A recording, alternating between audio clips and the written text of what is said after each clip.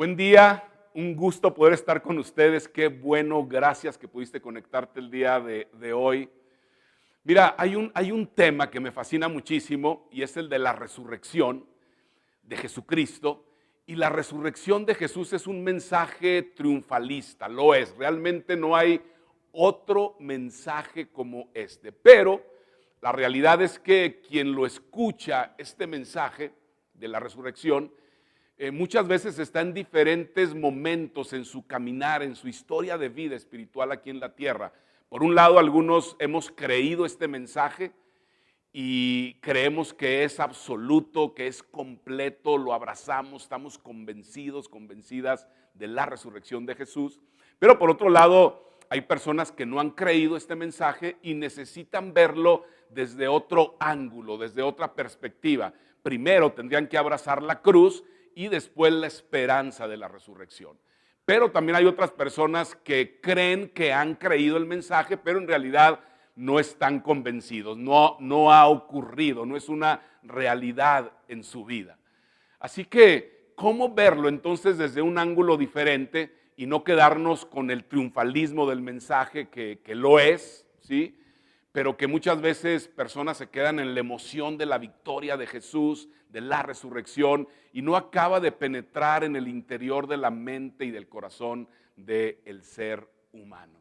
Y la resurrección de Cristo realmente no nos dice que nuestra lucha contra el pecado ha terminado. O sea, el hecho que venció el pecado y la muerte no dice que mis temores se han ido, que se han desvanecido por completo, ni que la incredulidad del ser humano pues se ha desvanecido por completo. Eso no dice realmente el mensaje de la resurrección. Ahora, en el contexto de la resurrección encontramos expresiones humanas diferentes. Primero, porque así fue como sucedió realmente, y segundo, porque esas expresiones humanas permanecen en cada uno de nosotros hasta el día de hoy.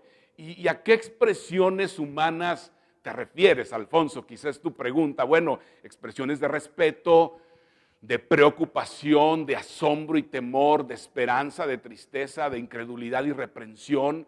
Y no hay duda que todas estas cosas deberían desaparecer si tú y yo entendiéramos, abrazáramos, viviéramos por completo el mensaje de la resurrección, y sin embargo están ahí, no desaparecen. Entonces hay mucho que abrazar, hay mucho que aprender el día de hoy, hay mucho que vivir, y es de lo que voy a conversar contigo durante este tiempo. La primera expresión humana que vemos en el contexto de la resurrección, o una de las expresiones humanas que vemos en el contexto de la resurrección, es una expresión de respeto, y lo vas a entender ahorita porque ponle ahí respeto. El día que Jesús muere hay lloro, hay angustia, hay confusión, hay desesperación en los seguidores de Jesucristo. Ponte en su lugar. El Mesías que ellos estaban esperando por tiempo, que iba a restaurar, que iba a cambiar el reino de Israel, pues ha muerto, ha sido clavado en un madero que es considerado maldito. ¿Realmente se preguntarían, es el Mesías? Dios no hubiera permitido eso si fuera el Mesías. Entonces la pregunta era, ¿quién era Jesús realmente? Y había dos personas que habían seguido a Jesús en secreto en aquel tiempo, Nicodemo y José de Arimatea, que ellos pues pidieron el cuerpo de Jesús contra cuestiones que pudieron haber ocurrido en ellos porque estaban violando la ley realmente, tocar un cuerpo muerto, pero ellos querían darle una sepultura honrosa, no en una fosa común.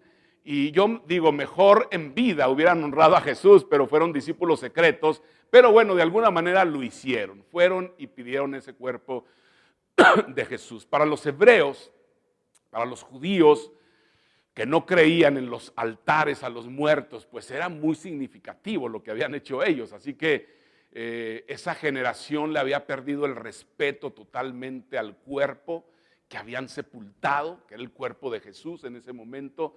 Era el portador de la creación, la imagen de Dios, el templo del Espíritu Santo por un tiempo, y ese cuerpo muerto de alguna manera Dios pretende levantarlo del sepulcro y volverlo a la gloria según la Escritura, y es lo que nos dice la palabra, ¿no? Pero lo que estaban haciendo realmente y lo que podemos ver alrededor de esta esta acción de José de Arimatea y Nicodemo es respeto hacia el cuerpo y aquellas personas que mueren. ¿Sí? Para que cuando el espíritu de una persona deje el cuerpo, entonces no tratemos el cuerpo como basura. Ahora, solo respeto, no altares. Así que eso nos anima a ti y a mí a respetar el cuerpo de las personas que llevan en vida cuando están aquí en el planeta Tierra. La segunda expresión humana que vemos alrededor de la resurrección es una expresión de preocupación, y lo vemos en el texto de Marcos capítulo 16, que dice: cuando pasó el sábado, María Magdalena, María la madre de Jesús, de Jacobo y Salomé compraron especias aromáticas para ir a ungir el cuerpo de Jesús. Muy de mañana, el primer día de la semana, apenas salió el sol, se dirigieron al sepulcro. Iban diciéndose unas a otras: ¿quién nos quitará la piedra de la entrada del sepulcro? Pues la piedra era muy grande, pero al fijarse bien, se dieron cuenta de que estaba corrida, o sea, ya no estaba esa piedra. La pregunta de ellas, la preocupación de ellas era: ¿quién moverá, quién removerá esa piedra? ¿Quién quitará esa piedra? Los discípulos no están ahí en ese lugar. ¿Dónde están? No sabemos, quién sabe. Las mujeres están preocupadas por un obstáculo que hay para poder cumplir con el propósito al cual iban, que era ungir el cuerpo de Jesús.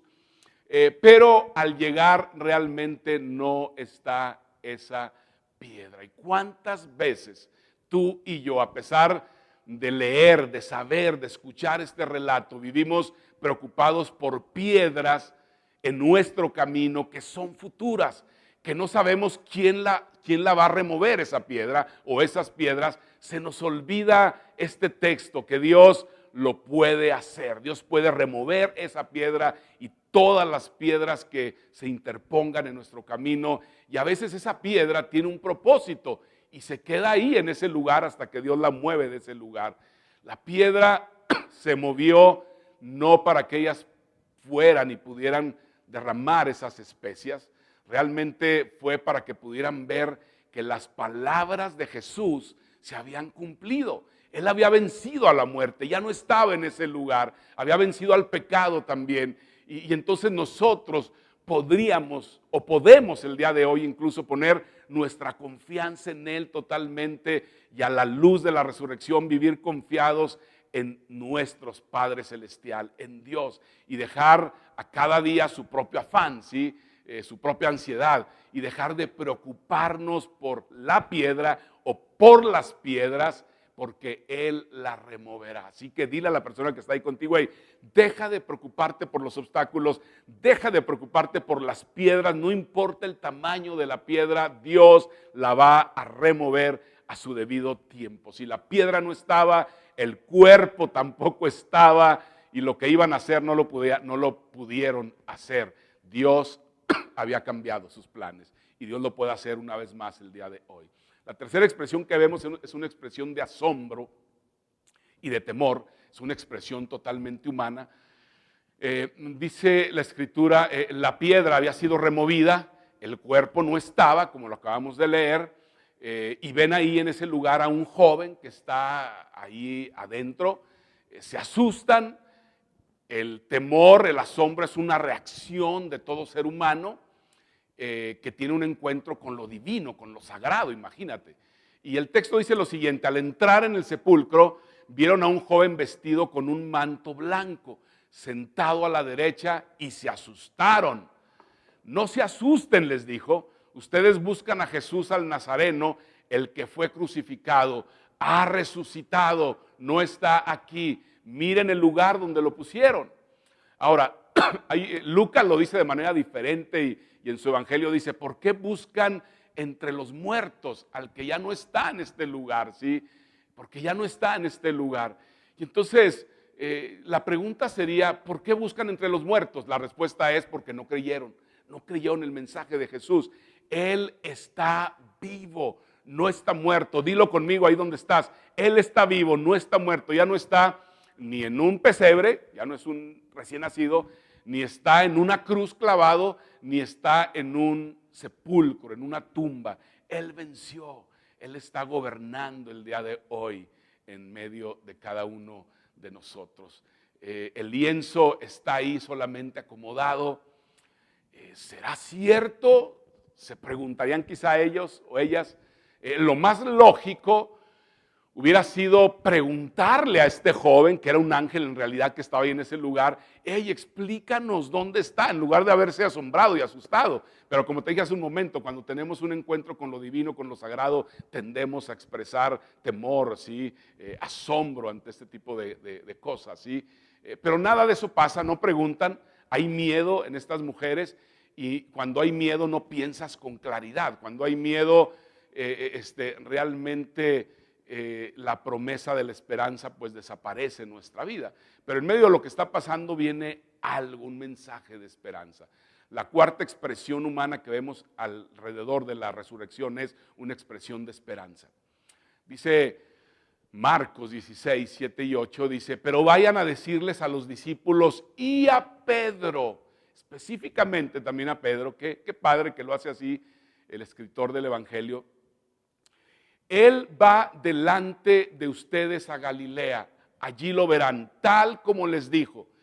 Temblorosas y desconcertadas, las mujeres salieron huyendo del sepulcro, no dijeron nada a nadie porque tenían miedo.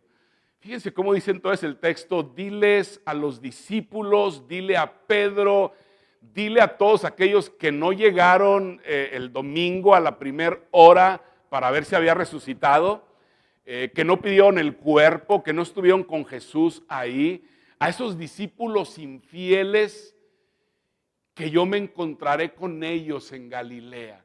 Es decir, en otras palabras, que su infidelidad hacia mí no cancela mi fidelidad hacia ellos. Y eso es increíble. Tu infidelidad hacia Jesús, hacia Dios, no cancela la fidelidad que Él tiene para ti y para mí el día de hoy, porque Él no puede negarse a sí mismo. Así que tus temores en realidad son porque no has terminado de valorar el mensaje de la resurrección, o simple y sencillamente porque no lo has hecho tuyo ese mensaje. Lo has escuchado, pero no lo has hecho tuyo, ¿sí? No puedes reclamar entonces las promesas grandes que Dios tiene para tu vida, que te han sido dadas en Cristo Jesús, porque no tienes esa salvación en tu vida. Pero bien entendidas, escúchame, esas promesas hacen grandes, grandes, grandes cosas en nuestras vidas, en tu vida y en mi vida. La quinta expresión que vemos es una expresión de tristeza y de dolor alrededor de la resurrección. Ve lo que dice el texto: cuando Jesús resucitó en la madrugada del primer día de la semana, se apareció primero a María Magdalena, de la que había expulsado 7 demonios. Ella fue y avisó a los que habían estado con él, que estaban lamentándose y llorando. Estos seguidores de Jesús, dice ese texto, que estaban en lamento, estaban llorando, quizá por la traición que habían cometido hacia Jesús, su maestro, quizá la negación de Pedro, no 1, 2, 3 veces, el abandono que hicieron de Jesús, de su Mesías, de su líder, de su maestro. Quizá dijeron, no estábamos con él en ese momento difícil. ¿Cómo pude negarlo? No 1, sino 3 veces. Es más, me lo advirtió Jesús. Es más, no oré cuando me lo pidió, no velé cuando me lo pidió, pero como te dije hace un momento, mi incredulidad finalmente no canceló su fidelidad. Eso pensaría Pedro. Mi infidelidad hacia él no canceló la fidelidad de él hacia mi vida. Y nos dice este texto que el primer testigo ocular fue María Magdalena, una mujer. Y una mujer con un pasado nada agradable, ¿sí? Ahí estaba temprano el domingo queriendo honrar el cuerpo de su maestro. Quizá yo me pongo a pensar por qué estaba esta mujer ahí. Quizá específicamente ella, pienso por qué, porque lo amó tanto, ¿sí? Y lo amó tanto María Magdalena porque Jesús le perdonó mucho. Y hay un texto en Lucas que dice, por esto te digo, si ella ha amado mucho, es que sus muchos pecados le han sido perdonados. Pero a quien poco se le perdona, poco ama. Entonces, ¿cuál es la razón por la cual amamos mucho? Y bueno, pues estamos convencidos de de cuánto se nos ha perdonado, pero solamente en términos numéricos, es lo que la mayoría piensa, ¿sí? Pero no hay un entendimiento del pecado real en la vida de la persona y lo horripilante que es el pecado para Dios. Entonces, un pobre concepto del pecado, escúchame bien, siempre produce un pobre concepto de la salvación.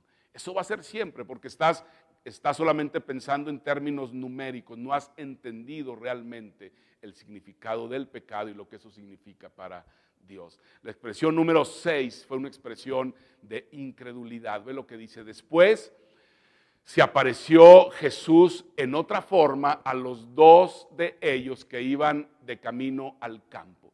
Estos volvieron y avisaron a todos los demás, pero no les creyeron a ellos tampoco. O sea, oyeron a las mujeres y se negaron a creerles, y bueno, había una razón cultural en ese tiempo. Josefo, un historiador romano, dice que no eran confiables el dicho de las mujeres, y la razón que no era confiable su dicho era por ser muy emocionales, pero su problema realmente de los discípulos no fue ese. No creyeron tampoco a la palabra que Jesús les había dado. Les había dicho 3 veces que moriría y que resucitaría al tercer día, y ellos realmente no lo esperaban, aunque Él se los dijo también. Entonces la pregunta es, ¿qué hace que el hombre, el ser humano, sea incrédulo? Bueno, es muy sencillo: el pecado, el pecado. No creemos lo que no entendemos, y la resurrección no es entendible, la resurrección es creíble, es un tema creíble, y como no lo entiendo, entonces no lo creo, ¿sí? Creemos lo que nos conviene, y en medio del pecado entonces estamos en paz con lo que creemos, pero no con Dios, solamente con eso que creemos que es correcto o es lo que está bien para mi vida, ¿sí? Cuestionamos lo que no controlamos. Lo que yo controlo, yo lo manejo; lo que yo manejo, yo lo entiendo; y lo que yo entiendo, entonces puedo creerlo. Pero lo que yo no controlo, entonces no lo manejo; y si no lo manejo, entonces no lo entiendo; y si no lo entiendo, entonces lo cuestiono, porque a final del día solamente voy a creer en mí mismo. No es así, así es como es el ser humano. Pero cada vez que hacemos las cosas a nuestra manera, cada vez que hago las cosas a mi manera, cada vez que hago las cosas en mi tiempo, cada vez que hago las cosas en mi forma y no espero a Dios y no camino en su voluntad, entonces lo que estoy indicando es que creo solamente en mí más que en Dios. Qué terrible es que tú creas más en ti que en Dios, en lo que tú crees que es lo mejor para ti, que en lo que Dios cree que es lo mejor para tu vida. Y su problema realmente entonces de los discípulos no fue que simplemente no creyeron a las mujeres. A los discípulos en Emaús tampoco les creyeron, tampoco a Moisés, tampoco a los profetas, ni a Jesús siquiera, ¿no? Entonces es la incredulidad que siempre requiere más evidencia, tú sabes, ¿sí? Como Tomás, que no le creyó a nadie de los que habían hablado. Él dijo: Tomás, yo necesito un cuerpo, yo necesito llagas donde poder poner mi dedo. Y Jesús de alguna manera le concede ese deseo, y mira mis manos, mira mis llagas, mira mis pies. Y no hay otra más que Tomás expresa eso que está ahí, que dice: Dios mío y Señor mío, dijo Tomás. Yo oro para que tú y yo podamos, al ver la presencia de Jesús, poder decir: hey, Dios mío y Señor mío, quiero hacer tu voluntad en mi vida. Y así somos entonces. Cuando no entendemos algo, no lo creemos. Somos tardos de corazón, somos insensatos en nuestra mente. Creemos solamente lo que nos conviene y rechazo lo que creo que no puede ser, lo que no se aplica para mi vida, ¿sí? Y entonces debemos curar esa incredulidad de nuestra vida. Y debo aceptar, debo entender, debo vivir, debo abrazar el mensaje de la resurrección para que mi incredulidad se desvanezca por completo en mi vida. La séptima expresión humana que vemos alrededor de la resurrección es una expresión de reprensión.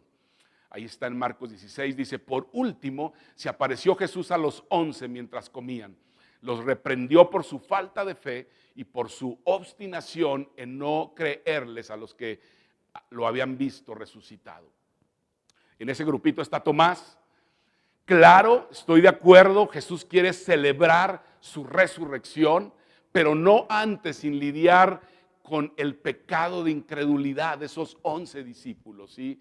Está bien que puedan vivir motivados con ese mensaje, con la victoria de la resurrección, pero no sin antes lidiar con esa falta de fe, que en sí mismo es un pecado, ¿sí? Y con la dureza de su corazón. Así que Jesús trata con mis debilidades humanas en su misericordia. Gracias, Dios, por eso. Tú le puedes dar gracias a Él por eso, pero no me deja ahí en ese lugar, porque entonces se abarataría la gracia. Él entiende mis debilidades humanas en su misericordia, pero las reprende en su santidad. No se queda ahí. El texto de Marcos, capítulo 16, finaliza con unos textos extraordinarios que quiero leerte. Les dijo finalmente, vayan a esos 11 que están ahí, y que es un mensaje y un mandato para ti, para mí el día de hoy, una misión para nosotros también. Les dijo, vayan por todo el mundo y anuncien las buenas nuevas a toda criatura, a toda persona. El que crea y sea bautizado será salvo, pero el que no crea será condenado. Estas señales acompañarán a los que crean. En mi nombre expulsarán demonios, hablarán en nuevas lenguas, tomarán en sus manos serpientes y cuando beban algo venenoso no les hará daño alguno. Pondrán las manos sobre los enfermos y estos recobrarán la salud. Después de hablar con ellos, el Señor Jesús fue llevado al cielo y se sentó a la derecha de Dios. Los discípulos salieron y predicaron por todas partes. Y el Señor los ayudaba en la obra y confirmaba su palabra con las señales que la acompañaban. Vimos hoy expresiones de preocupación, de respeto, de asombro, de temor, de tristeza, de incredulidad, de reprensión, muy reales todas, pero al mismo tiempo pecaminosas. Y ¿sabes qué? Tú y yo podemos lidiar con esas necesidades humanas a la luz de la resurrección. Es lo que Pablo dijo también en sus escritos, en sus libros. Dice, conocer el poder de la resurrección. Eso quiero yo para tu vida, eso quiero yo para mi vida, que podamos conocer el poder de la resurrección, el saber que ahora ese poder Jesús vive en mí de tal forma que Dios quiere y al mismo tiempo espera que yo viva una vida totalmente diferente por el poder que ahora vive dentro de mí, vive dentro de ti también, que es el mismo poder pues que levantó a Cristo de los muertos. Es el poder de la resurrección. ¿Te imaginas vivir esa realidad? ¿Cómo transformaría tu vida? ¿Cómo transformaría tus debilidades? ¿Cómo transformaría tus temores? Que ese poder que mora, que vive dentro de nosotros el día de hoy, fuera una realidad, tú lo abrazaras totalmente, lo imaginas. ¿Cómo amaríamos a Jesús más allá de nuestra humanidad por ese poder? ¿No quieres vivir así? ¿No quieres caminar con Dios bajo su cobertura, bajo su autoridad, bajo su guianza, bajo su sombra? Un poder a favor nuestro que pone en ti y en mí el querer y el hacer. Imagínate, y si Él es tu Señor, y si Él es tu Salvador, entonces puedes decir lo que Pablo dijo también. Él dijo, al que puede hacer muchísimo más de todo lo que podamos, imaginamos o pedimos, por el poder que obra eficazmente en nosotros, a Él sea la gloria en la iglesia y en Cristo Jesús por todas las generaciones, por los siglos de los siglos. Amén. Eso dijo Pablo. Así que yo sé que por un lado queremos la venida del Señor pronto y tú puedes decir, ven pronto Señor Jesús, pero por otro lado, el día de hoy, en este tiempo, en este momento, en lo que Jesús viene por segunda vez, entonces yo te animo a que puedas vivir en el poder de la resurrección. Qué bueno que nos acompañaste el día de hoy. Nos vemos la próxima semana. Gracias por conectarte con nosotros. Te esperamos el próximo domingo. Recuerda seguirnos en todas nuestras redes sociales para que estés al tanto de los mensajes y eventos que tenemos especialmente para ti. Dar es nuestro estilo de vida y gracias a tu generosidad es posible hacer todo lo que hacemos y apoyar a los distintos misioneros para que el mensaje de esperanza y salvación llegue a cada rincón del mundo. Betel Norte, donde todos somos familia.